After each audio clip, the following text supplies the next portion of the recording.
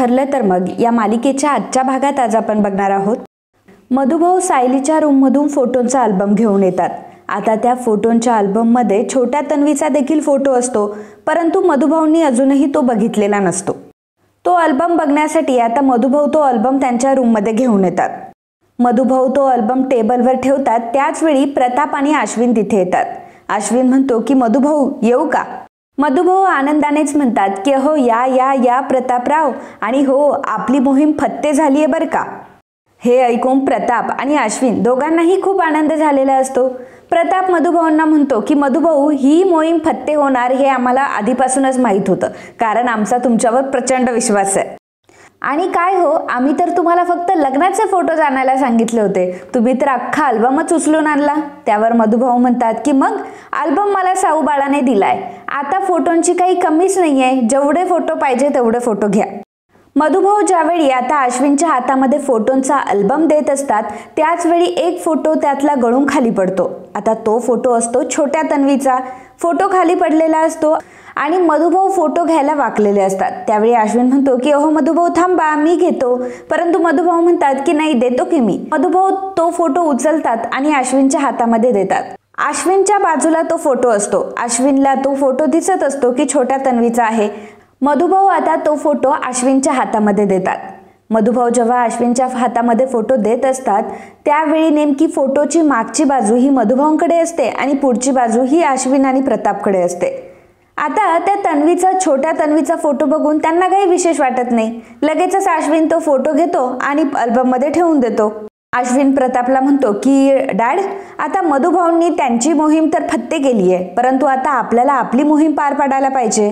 प्रताप मधुभाऊंना म्हणतो की हो मधुभाऊ, थँक्यू सो मच बरं का. मधुभाऊ म्हणतात की हो यात थँक्यू काय, आणि थँक्यू कसलं म्हणताय तुम्ही, हक्काचा माणूस आहे मी तुमच्या. प्रताप आणि अश्विन दोघंही आता बाहेर निघून आलेले असतात. त्यावेळी अश्विन प्रतापला म्हणतो की डॅड, हा तन्वीचा फोटो आहे आणि छोट्या तन्वीचा फोटो दादा आणि वहिनींच्या अल्बममध्ये काय करतोय? प्रताप म्हणतो की आता मला काय माहिती. अश्विन त्यावेळी म्हणतो की ही तन्वी आणि ह्या तन्वीचे फोटोज काय दादाचा पिछा सोडत नाही, दादाला काही हे नीट जगू देणार नाही. प्रताप म्हणतो उगाच आता फालतू बडबड करू नकोस, आता ते फोटो स्कॅन करायला घे आणि लवकरात लवकर आपण आपली मोहीम फत्ते करूयात, कारण आपल्याकडे आता वेळ खूप कमी आहे. अश्विन म्हणतो की बरं डॅड, चला. मग अश्विन आणि प्रताप दोघंही आता कामाला लागतात आणि डेकोरेशनची तयारी सुरू करतात. तर मित्रांनो, जर अजूनही तुम्ही व्हिडिओला लाईक केलं नसेल तर प्लीज व्हिडिओला लाईक करा, कारण तुमचा एक लाईक खरंच आमच्यासाठी खूप लाख मोलाचा आहे. आणि तसंही एक व्हिडिओला लाईक करायला असा कितीकसा वेळ लागतो, एका बटनावर क्लिक तर करायचं आहे, आणि तेवढं तर तुम्ही आमच्यासाठी करू शकता हे माहिती आहे मला. थँक्यू. इकडे प्रतिमा एकटीच उभी असते. प्रतिमाचा मूड खराब असतो. प्रतिमा अगदी त्याच गोष्टींचा विचार करत असते. सोबत अजिबोगरीब घटना घडत असतात. रात्रीच तिच्या तोंडावर उशी दाबल्यासारखं तिला वाटत असतं, म्हणजे ते ॲक्च्युली दाबलेली असते, परंतु तिला असं वाटत असतं की माझा तो भास आहे म्हणून. आणि हे सगळं काय चाललंय तिचं तिलाच कळत नसतं. या सगळ्या गोष्टींचा ती विचार करत असताना त्यावेळी तिथे रविराज येतो. रविराज प्रतिमाला म्हणतो की प्रतिमा, तुझा मूड ऑन करण्यासाठी तुला एक बातमी सांगू का? अगं, उद्या अर्जुनचा वाढदिवस असतो. हे ऐकल्यावर प्रतिमाला खूप आनंद होतो. नंतर दुसरा धक्का रविराज प्रतिमाला देतो की आणि गंमत म्हणजे उद्या सायलीचा सुद्धा वाढदिवस असतो. आता ही बातमी ऐकल्यावर प्रतिमाचा मूड लगेच ऑन होतो. प्रतिमाला खूप आनंद झालेला असतो. रविराज आता प्रतिमाला सांगू लागला, गेली कित्येक वर्ष हा दिवस मला आनंदाचाही असायचा आणि दुःखाचाही असायचा. प्रतिमा, अगं काही वर्षांपूर्वी आपला याच दिवशी ॲक्सिडेंट झाला होता, आणि या दिवशी माझ्या मनाची अवस्था काय असायची हे फक्त मलाच माहीत होतं. पण आता मात्र आपण सगळेजण एकत्रच आहोत, त्यामुळे उद्याचा दिवस आपण अगदी आनंदात साजरा करायचा. तर त्याच वेळी फोन वाजतो. कल्पनाचा फोन आलेला असतो. प्रतिमा रविराजला म्हणते की कल्पनाचा फोन आहे. रविराज म्हणतो की अगं मग घे की. मग प्रतिमा आता फोन उचलते. कल्पना प्रतिमाला म्हणते की काय ग प्रतिमा, कशी आहेस तू? प्रतिमा म्हणते की मी ठीक आहे, तू कशी आहेस? बँगलोरवरनच बोलतीये ना आता, आणि तुझे दादा कसे आहेत? कल्पना म्हणते की अगं दादा बरा आहे आता, आणि म्हणून तर मी परत आली आहे. बरं प्रतिमा, मी तुला आणि भाऊजींना आमंत्रण द्यायला फोन केलाय, भाऊजी आहे का ग घरी? प्रतिमा म्हणते की हो आहे ना, इथेच आहे आत्ता. मग कल्पना म्हणते की जरा फोन स्पीकरवर टाकतेस का? प्रतिमा आता फोन स्पीकरवर टाकते. रविराज विचारतो की काय कल्पना, आज आमच्या सगळ्यांची आठवण कशी काय काढलीस? कल्पना म्हणते की भाऊजी, अहो तुमच्या सगळ्यांची आठवण तर आम्हाला नेहमीच येत असते, परंतु उद्याचा दिवस तर लक्षात आहे ना तुमच्या? रविराज म्हणतो की अगं काय वहिनी, उद्याचा दिवस मी कसा काय विसरेल? कल्पना म्हणते की बरं, मग आज रात्री 12 वाजता येणार ना तुम्ही, कारण आज 12 वाजता केक कट करायचा आहे. रविराज म्हणतो की नाही वहिनी, यावेळी 12 वाजता नाही ग येऊ शकत, कारण प्रतिमाची तब्येत खराब असते ना, आणि प्रतिमाला जागरण नाही सोसवायचं ग. त्यावर कल्पना म्हणते की हो का, बरं ठीक आहे, काही प्रॉब्लेम नाही, उद्या दिवसभरात येऊन जा हा. आणि हो, उद्या आल्यानंतर तुम्हाला सकाळपासून रात्रीपर्यंत थांबायचंय. आणि हो, नागराज आणि सुमनला देखील सांगा हा, म्हणजे मी त्यांना फोन करेलच, पण तुम्हीही एकदा सांगून द्या. प्रतिमा म्हणते की हो हो, आम्ही नक्की येऊ. कल्पना म्हणते की पण यातलं सायली आणि अर्जुनला काही कळू देऊ नका हा, त्यांच्यासाठी हे सरप्राईज आहे. रविराज हसतो आणि म्हणतो की कल्पना, नाही सांगणार आम्ही.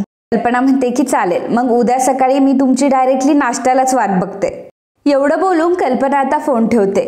तर सायलीचा वाढदिवस आहे आणि उद्या आपल्याला सायलीच्या घरी जायचंय, त्यामुळे प्रतिमाची कळी खुललेली असते. आणि हे बघून रविराज म्हणतो की अरे वा, सायलीच्या घरी नुसतं जायचंय हे कळल्यावर सुद्धा किती कळी खुलली आहे प्रतिमा तुझी, तुला किती आनंद झालाय. त्याच वेळी तिथे प्रिया येते. प्रिया प्रतिमाला म्हणते की काय ग आई, खूपच आनंदी दिसते तू, असं काय औषध दिलंय डॉक्टर श्रद्धाने तुला?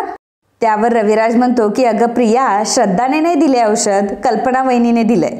त्या म्हणते की काय, कल्पना मामीने औषध, कसलं औषध? तर रविराज म्हणतो की अगं कल्पनाने आमंत्रण दिलंय की उद्या सायली आणि अर्जुनच्या वाढदिवसाला या म्हणून, आणि तेही उद्या दिवसभर त्यांनी आपल्याला बोलावलंय. हे ऐकून तर प्रियाची चांदी. प्रियाला खूप आनंद होतो, कारण तिला सुभेदारांच्या घरामध्ये जाण्याचा फक्त आणि फक्त चान्स हवा असतो. प्रियाची कळी खुलते. प्रिया म्हणते की अरे वा, म्हणजे आपण उद्या दिवसभर तिकडे राहणार आहोत. मग ती प्रतिमाला विचारते की आई, पण तुला हे सगळं सोसवेल का, म्हणजे दिवसभर तुला तिकडे थांबायचंय, तुला काही प्रॉब्लेम तर नाही ना? त्यावर प्रतिमा म्हणते की नाही नाही, मला काही प्रॉब्लेम नाही, मला जमेल तिथे राहायला, मी दिवसभर थांबू शकते. आपण जाऊयात हा सायलीच्या घरी. तेव्हा रविराज हसतो आणि म्हणतो की हो प्रतिमा, आपण जाणार आहोत, काही काळजी करू नकोस. त्यावेळी प्रियाही मनामध्ये विचार करते की हो हो, आपण जाणार तर आहोतच, त्याशिवाय मला अर्जुनला त्याच्या वाढदिवसाचं गिफ्ट कसं काय देता येईल, आणि या वर्षी त्याचं बर्थडे गिफ्ट असणार आहे त्याच्याच कॉन्ट्रॅक्ट मॅरेजचे पेपर्स. आणि आज अक्षरशः माझा जीव जरी गेला ना, तरी ते पेपर शोधल्याशिवाय मी काय राहणार नाहीये. रविराज प्रतिमाला म्हणतो की प्रतिमा, तू एक काम कर, जरा वेळ थोडा आराम करतेस का? प्रतिमा म्हणते की हो. त्याच वेळी प्रिया म्हणते की आता आराम वगैरे कशाला करायला पाहिजे, उद्याची तयारी करायला हवी की नाही? आई, तू कुठली साडी नेसशील सांग मला. तू साडी नेसा पण, आणि माझ्याकडे एक ग्रीन कलरचा ड्रेस आहे, मी तो ड्रेस घालणार आहे. आई, मी तुला तो ड्रेस दाखवू का? चल ना आई, मी तुला तो ड्रेस दाखवते. असं म्हणून प्रिया आता प्रतिमाचा हात धरून तिला तिथून घेऊन जाते. मागे रविराज मात्र हसत असतो. रविराज मनामध्ये विचार करत असतो की वहिनीने सायली आणि अर्जुनच्या वाढदिवसाचं आमंत्रण देताना तन्वीचं नावही घेतलं नाही. उद्या फक्त तन्वी त्यांच्या मनातून अजून उतरेल असं काही तन्वीने नाही केलं ना, तर मात्र मिळवलं. इकडे सायली आणि अर्जुन दोघंही आता बेडवर बसलेले असतात. 12 वाजत आलेले असतात. दोघांनाही एकमेकांना विश करायचं असतं. त्यामुळे कधी एकदाचे 12 वाजतील, 12चा ठोका पडेल आणि कधी एकमेकांना विश करेल असं त्यांना झालेलं असतं. दोघंही त्यांच्या मोबाईलमधील डोकं घालून असतात की कधी एकदाचे 12 वाजतील, कधी एकदाचे 12 वाजतील, आणि एकदाचे 12 वाजतात. 12 वाजल्या आता अर्जुन आणि सायली दोघंही एकाच वेळी म्हणतात की happy birthday Mrs Sayali, happy birthday Arjun sir. दोघंही मोठमोठ्याने हसू लागतात, कारण दोघांनीही एकाच वेळी एकमेकांना बर्थडे विश केलेलं असतं. सायली म्हणते की सर, तुम्हाला वाढदिवसाच्या खूप खूप खूप शुभेच्छा. अर्जुनही म्हणतो की मिसेस सायली, तुम्हाला देखील बर्थडेच्या खूप शुभेच्छा. अर्जुन सायलीला म्हणतो की खरं सांगू मिसेस सायली, आपल्या दोघांचाही वाढदिवस एकाच दिवशी येतो. मला खूप छान वाटतं हे, म्हणजे किती कोइन्सिडन्स आहे ना की आपल्या दोघांचाही बर्थडे एकाच दिवशी येतो. सायली म्हणते की हो, मलाही खूप छान वाटतं की आपल्या दोघांचाही बर्थडे एकाच दिवशी असतो. त्याच वेळी सायलीचं डोकं आता अचानक दुखायला लागतं. सायलीला आता एका लहान मुलाचे आवाज येत असतात, आणि तो लहान मुलगा त्या मुलीला म्हणत असतो, म्हणजे जणू काही सायलीला म्हणत असतो की ए भित्री भागूबाई, ए भित्री भागूबाई, आणि सायलीला तो आवाज येत असतो. आता सायलीचं डोकं दुखायला लागतं. सायलीने तिच्या हाताने तिचं डोकं घट्ट धरलेलं असतं. सायलीला आता त्या गोष्टीचा त्रास व्हायला लागलेला असतो. आता हे सगळं बघून अर्जुनला धक्का बसतो. अर्जुन सायलीला विचारतो की मिसेस सायली, काय झालंय, तुम्हाला काही त्रास वगैरे होतोय का? सायली अर्जुनला म्हणते की काही नाही, जरा गरगरल्यासारखं झालं मला, बाकी काही नाही. अर्जुन म्हणतो की मिसेस सायली, तुम्ही एक काम करा, तुम्ही आता झोपून घ्या बरं, तुम्ही आराम करा आता, कारण उद्याचा दिवस तसाही तुमच्यासाठी फार हेक्टिक असणार आहे. त्यामुळे आता अर्जुन आणि सायली आता दोघेही झोपायला लागतात. सायलीला त्रास होत असतो म्हणून अर्जुनने तिला झोपायला सांगितलेलं असतं. सायली झोपण्याची तयारी करत असताना त्याच वेळी प्रतापचा आवाज त्या दोघांच्याही कानावर येतो. प्रताप म्हणत असतो की अगं कल्पना, काय करतीयेस, ये लवकर, पटकन पटकन. सायली विचार करू लागते की हे दोघं काय करताय. अर्जुनला ती विचारते की बाबांचा आवाज आला, काय चाललंय यांचं नक्की. त्यावेळी अर्जुन म्हणतो की सरप्राईज. अगं घरातले आपल्यासाठी सरप्राईज प्लॅन करताय. मिसेस सायली, तुम्हाला माहितीये माझ्या घरचे दरवर्षी 12 वाजता बर्थडे सेलिब्रेट करतात. दरवर्षी 12 वाजता मला असं सरप्राईज भेटतं. प्रत्येक वेळी ते आधी मला असं दाखवतात की तुझा बर्थडे आमच्या लक्षातच नाहीये आणि तुझा बर्थडे कधी असतो हेही आम्हाला माहीत नाहीये, तुझ्यासाठी काय आम्ही सरप्राईज वगैरे आम्ही तुला देणार नाही. आणि प्रत्येक वेळी माझ्या मागे सरप्राईजचं पूर्ण प्लॅनिंग त्यांचं चालू असतं. सरप्राईजचा पूर्ण प्लॅन त्यांनी बनवलेला असतो आणि बरोबर 12 वाजता मला सरप्राईज देखील देतात. त्यामुळे मी सुद्धा दरवर्षी असा रिॲक्ट करतो की मला काही माहीतच नव्हतं सरप्राईज बद्दल. अर्जुन हसत असतो. सायली सुद्धा हसत असते आणि म्हणत असते की काय हो सर तुम्ही पण, बरं आपण बघूयात का की काय सरप्राईज आहे तुमच्यासाठी, आपण खाली जाऊन बघूयात का. अर्जुन सायलीला म्हणतो की मिसेस सायली, तुमची तब्येत बरोबर नाहीये, त्यामुळे तुम्हाला आराम करायचा आहे. सायली अर्जुनला म्हणते की सर, हो मला बरं वाटतंय, हो प्लीज मला तुमचं सरप्राईज बघायचं आहे एकदा, आणि मला बघू द्यात ना एकदा, मला ते सरप्राईज बघितलं ना मला बरं वाटेल, तुम्ही काळजी नका करू माझी, मला बघायचंय आता. सायली आता हट्टाला पेटलेली असते. सरप्राईज काय आहे तिला बघायचं असतं. त्यामुळे अर्जुन आता तिला बाहेर घेऊन जातो. अर्जुन आणि सायली दोघंही जिन्यावरनं आता खाली बघत असतात. तर हॉलमध्ये सगळ्यांची धांदळ सुरू असते. प्रत्येक जण सरप्राईजसाठी तयारी करत असतो. प्रत्येक जण काही ना काहीतरी कामामध्ये असतो. अगदी मधुभाऊ सुद्धा त्यांना मदत करत असतात. हे सगळं बघून सायली आणि अर्जुन दोघंही खूप खुश होतात. मधुभाऊ म्हणतात, काय हो प्रतापराव, जावई बापूंच्या औक्षणासोबत आपल्याला सायली पण औक्षण करायचंय ना. त्यावर प्रताप म्हणतो की हो मग काय. असं म्हटल्यावर सायलीला खूप आनंद होतो. सायली अर्जुनकडे बघू लागते.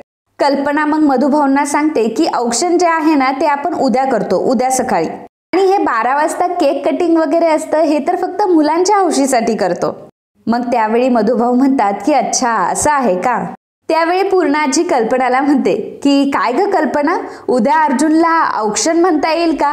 असं म्हटल्यानंतर सगळ्यांना खूप हसायला येतं. सगळ्यांना माहीत असतं की अर्जुनला औक्षण म्हणता येत नाही. सायलीने सुद्धा त्याला खूप वेळा शिकवलेलं असतं, तरी सुद्धा अर्जुन औक्षण हा शब्द अजूनही नीट उच्चारू शकलेला नसतो. चैतन्य म्हणतो की नाही नाही नाही, अर्जुनला औक्षण काय म्हणता येणार नाही, हे इम्पॉसिबल आहे. समजा औक्षण करता करता एखाद्या गुन्ह्याची केस जर अर्जुनकडे आली ना, तर अर्जुन काय म्हणेल माहितीये का, केस नको औक्षण हवंय. चैतन्याच्या ह्या जोकवर सगळेजण हसू लागतात. अर्जुनला चैतन्याचा राग येत असतो की माझ्या मागे हा माझी किती खिल्ली उडवतो ते. तर आता सगळ्यांचं हसून वगैरे झालेलं असतं आणि मध्येच अस्मिता हसायला सुरुवात करते आणि तेही एकदम मोठमोठ्याने एकटीच हसत असते. सगळेजण आता तिच्याकडे बघत असतात. अर्जुन आणि सायली तिच्याकडे बघून फार हसत असतात. अश्विन त्यावेळी अस्मिताला म्हणतो की अगं ए काय हसतीयेस, काय चाललंय तुझं. अगं रात्रीच्या 12 वाजता एवढ्या मोठमोठ्याने हसायला जर तू सुरुवात केली तर दादा आणि वहिनीला असं वाटेल की चेटकीन वगैरे आली की काय. तुला काही कळतंय का अस्मिताई, अगं तू एवढ्या मोठमोठ्याने कशाला हसतीयेस. मग तेव्हा अस्मिताचं लक्ष जातं सायली आणि अर्जुनकडे. अस्मिता म्हणते की आता यातला चेटकिनीचा पार्ट जर सोडला ना तर बाकीचं सगळंच खरं झालंय. पूर्णाजी म्हणते की म्हणजे. अस्मिता म्हणते की एकदा वर बघा बरं. सर्वजण आता वर बघतात तर सायली आणि अर्जुन उभे असतात. आता कुठलं डेकोरेशन झाकावं असं सगळ्यांना मोठा प्रश्न पडतो. आणि मग प्रताप म्हणतो की काय रे अर्जुन, काय हे सगळं, अरे तुम्ही इतक्या लवकर कशाला बाहेर आला. तर मग अर्जुन म्हणतो की अरे तुम्हाला जर सरप्राईज आम्हाला कळू द्यायचं नव्हतं तर तुमचं व्हॉल्यूम जरा कमी ठेवा. अश्विन म्हणतो की दादा आता तू आलाच आहेस तर ये मग झिरमळा लावायला, तुझ्या वाढदिवसाच्या झिरमळा तूच लाव.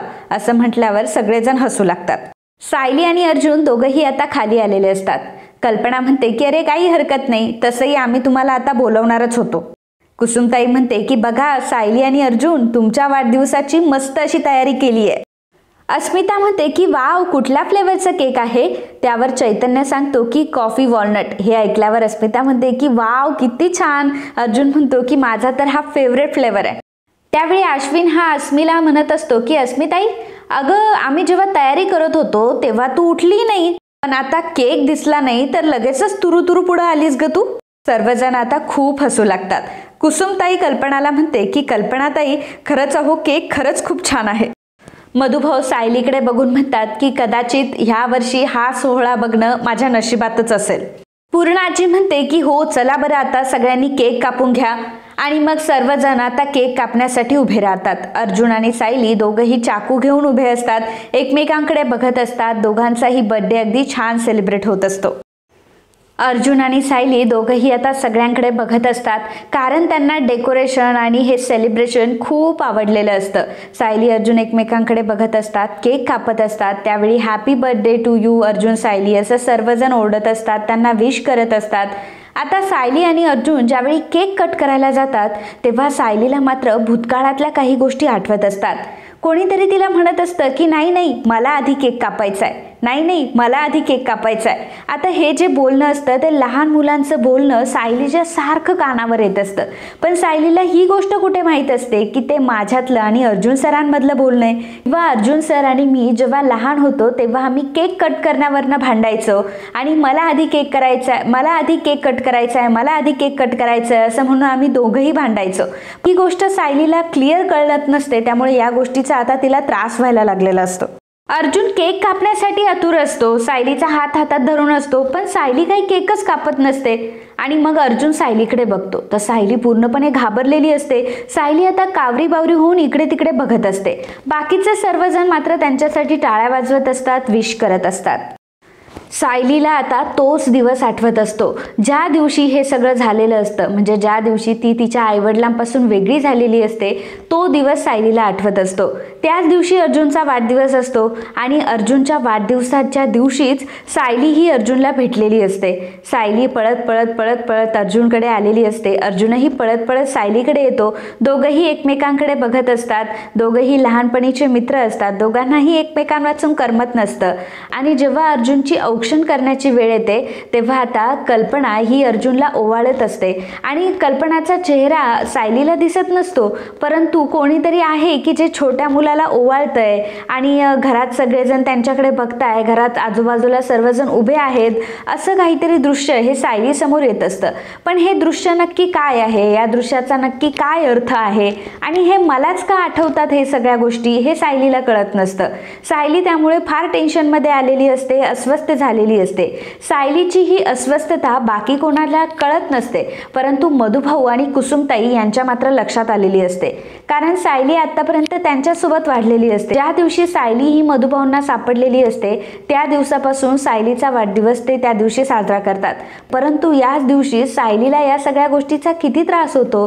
सायली नेहमी अस्वस्थ होते. तिला मागचा भूतकाळ काहीतरी आठवत असतो. तिला सगळ्या काहीतरी ब्लर इमेजेस दिसत असतात. सगळ्या गोष्टी सायलीसोबत फक्त वाढदिवसाच्याच दिवशी होतात हे मधुभाऊंना आणि कुसुमताईला माहीत असतं. त्यामुळे आता सायलीला काय वाटतंय हेही त्यांना कळत असतं. बाकीचे सर्वजण मात्र सायली आणि अर्जुनच्या सेलिब्रेशनमध्ये बिझी असतात. बाकी कोणाला सायलीवर डाऊटही येत नाही. एक वेळ अशी येते की सायलीला आता सहन करण्याच्या पलीकडे होतं. सायली आता दोन्ही हातांनी तिचं डोकं घट्ट धरून ठेवते, कारण तिचं आता डोकं फार दुखायला लागलेलं असतं. तिला फार त्रास होत असतो या सगळ्या गोष्टीचा. भूतकाळातल्या गोष्टी तिला आठवत असतात. लहान मुलं मुली कोण आहे, काय एकमेकांच्या मागे फिरताय हेही तिला कळत नसतं.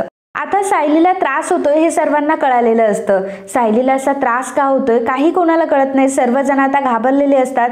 अर्जुन सायलीला विचारतो की काय झालंय सायली. विमल आता धावत सायलीसाठी पाणी आणायला जाते. अर्जुन पटकन सायलीला पाणी पाजतो. अर्जुन आता सायलीला पाणी वगैरे पाजतो, त्यामुळे सायलीला थोडंसं बरं वाटतं. अर्जुन सायलीला विचारतो की मिसेस सायली तुम्ही ठीक आहात ना. सायली म्हणते की हो मी आता ठीक आहे, आपण केक कापूयात. मग अर्जुन आणि सायली पुन्हा एकदा केक कापायला सुरुवात करतात. सर्वजण पुन्हा त्यांना हॅपी बर्थडे विश करत असतात. सायलीने आता सर्वांना सांगितलेलं असतं की ती आता एकदम ओके आहे आणि त्यामुळे सगळेजण आता जरा शांत झालेले असतात. मग सायली आणि अर्जुन पुन्हा एकदा केक कट करायला लागतात. सायली आता केक कट करत असते. अर्जुन सायलीकडे बघत असतो. पुन्हा एकदा सर्वजण त्यांना happy birthday to you wish करत असतात. आता त्यावेळी सायलीला पुन्हा एकदा चक्कर येते. पुन्हा एकदा सायलीला त्या गोष्टी आठवायला लागतात. पुन्हा एकदा तिच्या डोळ्यासमोर हे चित्र येत असतं की ती कुठल्या तरी लहान मुलाला ओवाळतीये आणि तिच्यासोबत कोणीतरी उभं सुद्धा आहे. नक्की ते आहे कोण हे तिला कळत नसतं. आजूबाजूची माणसं तिच्या बाजूला उभे आहेत, पण ते माणसं आहेत कोण हे तिला कळत नसतं. या सगळ्या गोष्टी सायलीला आठवत असतात. सायलीचा स्ट्रेस आता अजूनच वाढलेला असतो. कोणीतरी सायलीचा हात धरून एखाद्या लहान मुलाला ओवाळतंय असं तिला आठवत असतं. सायलीला आता प्रचंड त्रास व्हायला लागतो. तिचं डोकं आता फार दुखायला लागतं आणि सायलीला ह्या सगळ्या गोष्टी आठवून आता सायलीचा स्ट्रेस इतका वाढतो की सायली डायरेक्टली मागच्या मागे तशीच सोफ्यावर पडते. सायली सोफ्यावर बेशुद्ध पडलेली असते. आता हे सगळे बघून सगळ्यांना खूप मोठा धक्का बसतो. सायलीला अचानक काय झालं कोणालाही काही कळायला मार्ग नसतो. सर्वजण आता खूप घाबरलेले असतात. अर्जुन तर खूप घाबरतो. तो सायलीला विचारत असतो की सायली काय झालंय, अगं काय झालंय सायली तुला. एकतर आधीच सायलीला चक्कर आलेली असते. कसं बसं सायली पुन्हा उठलेली असते. आता पुन्हा सायली चक्कर येऊन पडलेली असते. त्यामुळे नक्कीच सायलीला काहीतरी होतंय असा सगळ्यांना डाऊट येतो. अर्जुन सायलीला म्हणत असतो की सायली प्लीज उठ ना, सायली प्लीज उठ ना. अश्विन अरे तू तरी बघ ना. त्यावेळी सायली मात्र निश्चित पडलेली असते. अर्जुनच्या काळजाचा आता ठोका चुकलेला असतो. कारण एकदा नाही दोनदा नाही असे 3-4 वेळा गोष्टी घडलेल्या असतात की ज्यामध्ये सायलीला त्रास झालेला असतो. 2 वेळा तर अशा गोष्टी घडलेल्या असतात की सायली अगदी मरता मरता वाचलेली असते. आणि त्या सगळ्या सिच्युएशनमधून अर्जुनने स्वतःला कसं सावरलं होतं हे अर्जुनलाच माहीत असतं. त्यामुळे सायलीला थोडं जरी काही झालं तरी सुद्धा अर्जुन खूप घाबरत असतो आणि त्यामुळे अर्जुनला आता सायलीची फार भीती वाटू लागते. आता सायलीला नक्की काय झालंय हेच त्याला कळत नसतं. जेव्हा सायली ही चक्कर येऊन पडलेली असते, तिला त्रास होत असतो, तर इकडे जसा सायलीला त्रास होत असतो, सायली जेव्हा त्रासामध्ये असते त्यावेळी मात्र प्रतिमाला काहीतरी वाईट घडल्याचा संकेत येत असतो. प्रतिमा मोठ्याने ओरडते आणि झोपेतून उठते आणि तन्वी असं म्हणून ओरडते. तर बाजूलाच तिच्या प्रिया झोपलेली असते. प्रिया झोपेतून उठते आणि म्हणते की काय गाई काय झालंय. त्याचवेळी रविराज तिथे येतो. रविराजही घाबरूनच तिथे आलेला असतो. कारण प्रतिमाचा मोठ्याने आलेला आवाज त्याने ऐकलेला असतो. त्यामुळे प्रतिमाला परत काही झालं की काय म्हणून रविराज आता धावत पळत तिथे आलेला असतो. रविराज प्रतिमाला विचारतो की काय ग प्रतिमा काय झालंय तुला. तेव्हा प्रतिमा म्हणत असते की तन्वीला काहीतरी झालं. माझं हे बोलणं ऐकून आता प्रिया आणि रविराज दोघंही आता प्रतिमाकडे बघू लागतात. प्रिया त्यावेळी म्हणत असते की अगं आई मी तर एकदम ठीक आहे, तन्वी मी आहे ना, मी एकदम ठीक आहे बघ, मला तर काहीच झालं नाहीये. प्रतिमा म्हणते की मला नाही माहिती पण काहीतरी झालंय. आता असं जेव्हा प्रतिमा म्हणते तर प्रिया आता रविराजला सांगू लागते की बाबा मला तर असं वाटतंय की आईला पुन्हा एकदा भास झाले. रविराज प्रतिमाला म्हणतो की हे बघ प्रतिमा तू अजिबात टेन्शन घेऊ नको, तू एक काम कर पाणी पी आणि झोपून घे. आणि तू तन्वीचं का टेन्शन घेतीये. तुला भास झाला असेल की तन्वीला काहीतरी झालंय, परंतु बघ बरं तन्वी तुझ्या बाजूलाच आहे की नाही, तिला काहीच झालेलं नाहीये, ती एकदम ठीक आहे. रविराज आता प्रतिमाला पाणी देतो आणि तिला सांगतो की आता तू पाणी पिऊन शांत झोपून घे प्रतिमा, कसलाही विचार करू नकोस. परंतु प्रतिमा ही विचार करत असते की मला असं का वाटलं की तन्वीला काहीतरी झालंय. तर इकडे अर्जुनने आता सायलीला उचलून बेडमध्ये आणलेलं असतं. सायली झोपलेली असते. बाकीचे सर्वजण मात्र काळजीमध्ये असतात की सायलीला नक्की काय झालं असेल, सायली अचानक अशी चक्कर येऊन का पडली असेल. आता यामागचं कारण हे मधुभाऊ आणि कुसुमताई या दोघांनाच माहीत असतं. बाकी कोणालाही याबद्दल काही माहीत नसतं. तर अर्जुन आता सायलीच्या बाजूला बसलेला असतो आणि अश्विन हा सायलीला चेक करत असतो. अर्जुन अश्विनला विचारत असतो की अश्विन काय झालंय सायलीला. काही झालेलं नाहीये, तिला चक्कर आली त्यामुळे जरा तिला अस्वस्थ वाटतंय. मग कल्पना म्हणते की हो मागच्या वेळी सुद्धा सायलीला असाच वाढदिवसाच्या दिवशी त्रास झाला होता. मग मधुभाऊ आता कल्पनाला सांगू लागतात, अहो कल्पनाताई सायलीला प्रत्येक वाढदिवसाला असाच त्रास होतो. अगदी लहानपणापासून या सगळ्या गोष्टी ती सहन करतीये.